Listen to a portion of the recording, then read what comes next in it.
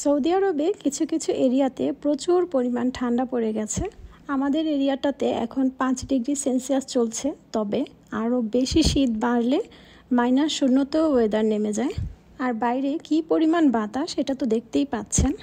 এই শীতের রাতে আমরা এসেছিলাম মেলাতে ঘুরতে, বাট মেলা এখনো উদ্বোধন হয়নি। পুরো এরিয়াটাতে লাইটিংয়ের কাজ চলছে। প্রতি বছরই শীতের মৌসুমে আমাদের এরিয়াতে মেলা বসে, আর সেটা 3 মাস অবধি স্থগিত থাকে। আই হোপ ডিসেম্বরের ফার্স্ট উইক থেকে মেলা শুরু হবে এবং ঈদের সিজন অবধি এটা থাকবে। আর এই মেলাটা কিন্তু অনেক জমজমাট হয়।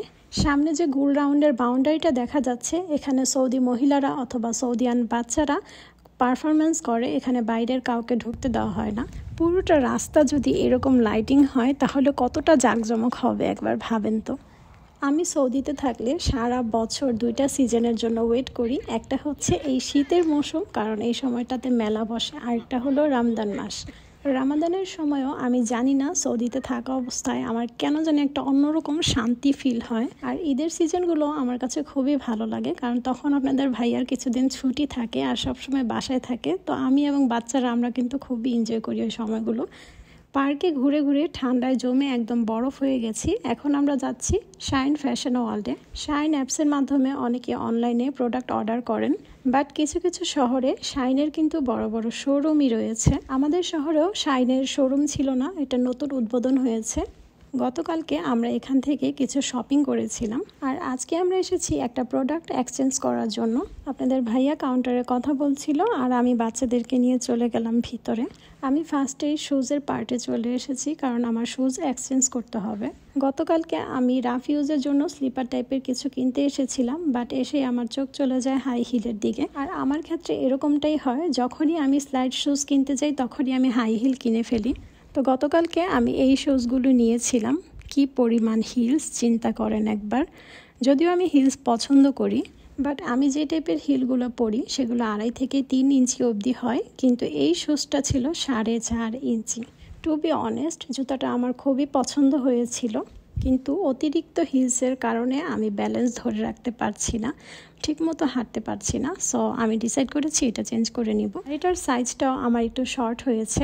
আসলে শর্ট লংয়ের ব্যাপার না, আপনাদের ভাইয়া বলেছে নো নো মানে পুরাপুরি নো, এটাকে আর আমি ইয়েস করাবো না, কারণ আমার চাইতে সে অনেকটাই ভালো বুঝে কোনটা আমার জন্য ফিট এবং কোনটা আমার জন্য ফিট না। দেন আমরা দুজনে মিলে এই শুজটা পছন্দ করেছি। এটার হাইটাও একটু কম আছে। রাফ ইউজের জন্য আই হোপ এটা ভালোই হবে, আর বোরকার সাথে এটা খুব ভালো মানাবে। ক্যামেরাতে মনে হচ্ছিল এটা সিলভার কালার, বাট এটার অরিজিনাল কালার ছিল স্কাই। আমি ভালো করে ট্রায়াল দিয়ে নিচ্ছিলাম যেন আর এক্সচেঞ্জ করতে না হয়। আর কি একটা অবস্থা দেখেন তো, নানি দাদিদের মতো মোটা মোটা মোজা পরে আছি। অ্যাকচুয়ালি কি করব বলেন, বাইরে এত পরিমাণ ঠান্ডা, 2 দিন পর তো হাত মোজা পরেও ঘুরতে হবে। ঠান্ডায় কাঁপতে কাঁপতে চলে এসেছি কদু রেস্টুরেন্টে। একটু কফি খেয়ে শরীরটা গরম করতে হবে।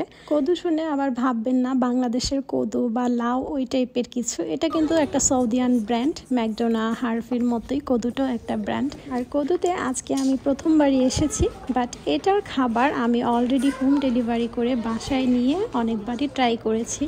রাহি চলে গেছে সারহাকে নিয়ে প্লে জোনে, আর আপনাদের ভাইয়া গেছে খাবার অর্ডার করতে। অলরেডি এখন রাত 1টা বাজে। খুব বেশি একটা মানুষ ছিল না রেস্টুরেন্টে, একটাই শুধু সৌদিয়ান ফ্যামিলি ছিল, বাট ওরা অন্য পাশে ছিল। আমরা যেই সাইডটাতে ঢুকেছি ওই সাইডটা মোটামুটি খালিই ছিল। রেস্টুরেন্টের ভিতরে হিটার চলাতে অনেকটাই আরাম লাগছিল, আর আমি তো বরাবরই লেজি আর খুবই আরামপ্রিয় মানুষ। আর এমনিতেও আমার একটু ঠান্ডা বেশি লাগে, কজ আমার একটু অ্যালার্জির সমস্যা আছে। যাদের অ্যালার্জি টাইপের সমস্যা থাকে তারাই ভালো বলতে পারেন যে শীতের সময় কি একটা অবস্থা তাদের মধ্যে যায়। হাঁচি কাশি সর্দি এই টাইপের সমস্যাগুলো লেগেই থাকে। আপনাদের ভাইয়াকে আমি বলেছিলাম খাবার যাই অর্ডার করো না কেন, আমার জন্য ফার্স্টে কফিটা অর্ডার করো, কারণ আমার প্রচণ্ড শীত লাগছে। তো খাবার আসার আগে আমার কফিটা চলে এসেছে, আর আপনাদের ভাইয়া বসে বসে হাসছিল যে এখন কাঁপছো, কফি খাবে, একটু পরে আবার কোল্ড ড্রিঙ্কস ঠিকই খাবে। মাঝে মাঝে আমার যখন অনেক বেশি সর্দি লাগে তখন আপনাদের ভাইয়া কদু থেকে আমার জন্য বাসায় পারচেস করে কফি নিয়ে যায়। বক বক করতে করতে এদিকে আমাদের খাবার চলে এসেছে, আর বাচ্চারা খেলতে খেলতে খুবই ক্ষুধার্ত ছিল, সো ওরা খাওয়া স্টার্ট করে দিয়েছে। এই শীতের মধ্যে গরম গরম খাবার নট ব্যাড। তবে হারফি আর ম্যাকডোনাল্ড চাইতে আমার কাছে কদুর খাবার কিন্তু খুবই ভালো লেগেছে।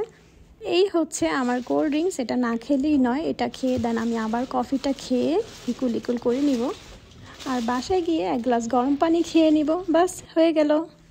সৌদি আরবে কিন্তু অনেক জায়গায় অতিরিক্ত ঠান্ডা পড়লে তুষারও পড়ে, বাট আমাদের এখানে পড়ে না। আমার কোল্ড ড্রিঙ্কসটা শেষ করে আমি কিন্তু অলরেডি কফি খাওয়া স্টার্ট করেছি। আর আজকে কিন্তু আমার সারহামণি আমার সাথে বসেছে। আপনারা বরাবরই ম্যাক্সিমাম ভিডিওতে ফলো করেন যে ও কিন্তু অল টাইম ওর বাবার সাথে থাকে, কিন্তু আজকে বুঝিয়ে সুজিয়ে অনেক কষ্টে আমার সাথে বসিয়েছি। তবু টেবিলের এপাশ ওপাশ থেকে বাবা মেয়ের মান অভিমান, মেয়ে বাবাকে বলছে তুমি কেন ওখানে বসেছো, কেন আমার সাথে বসনি, কেন আপ্পির সাথে বসেছো।